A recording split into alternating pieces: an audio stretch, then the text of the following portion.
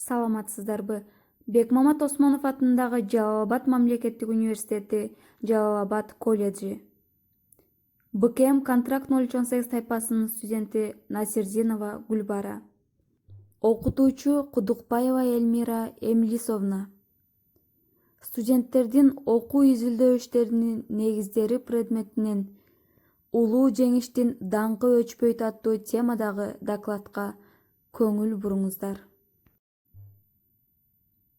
9 май Совет элинин улуу жана ыйык майрамы. 1945 жылы 8 май күнү саат 22:43 өткөндө Германиянын баш калаасы Берлиндин жанындагы Карлхорт шаарында генерал-фельдмаршал Кейсел Вермахттын атынан Советтер Союзунун маршалы Жуковдун жана союздаштардын атынан Англиянын авиация маршалы Теддердин катышуусунда толук жана биротоло багынып берүү жөнүндөгү келишимге кол койгон.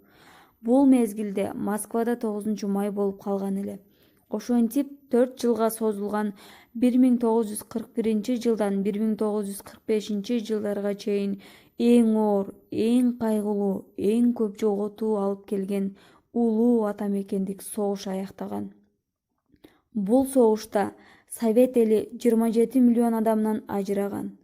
Ошол эле замат Сталиндин жарлыгы менен 9 май жеңиш күнү деп жарыяланып, эртең менен саат 6:00 бул жарлыкты радио аркылуу атактуу диктор Левитон бүт Совет элине жарыя кылган. Эң биринчи жеңиш майрамы 1945 жылы 9 май күнү болуп көрбөгөндөй майрамдалган. Элдин баары майрамдаган. Көчөлөрдө адамдар бири-бирин куттуктап, ыйлап жүрүшкөн. Бул кубанычтын ыйы болчу. Кечинде СССР борбору Москва шаарында 1000 замбиректин 30 залп менен СССРдин тарыхындагы эң масштабдуу жеңиш салюту берилген. Бирок 1948 жылдан баштап 9 май кайрадан жумуш күнү болуп калган.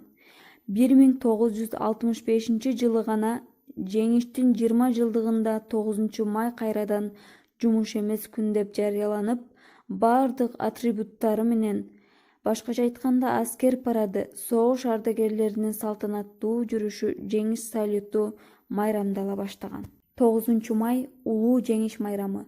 Бул күнү фашисттик Германия толук капитуляция келишимине кол коюп, прогрессивдүү адамзат коому нацисттик балейден кутулган.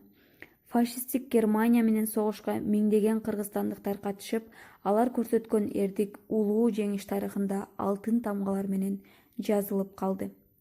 Кыргызстан жана бир канча шериктештик өлкөлөрү 8-9 майды эскерүү жана жарашуу күнү деп жарыялоо өтүнүчү менен 2004 жылы Бириккен Улуттар уюмуна кайрылышкан.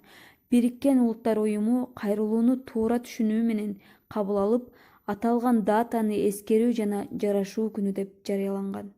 Ошентип, бул күн Экинчи дүйнөлүк согушта өмүрүн кыйгандардын эскерүү катары майрамдалаары жана мындан ары ал күндүн согуш болтурбоо үчүн күрөштүн символу катары туу тутуулары белгиленген.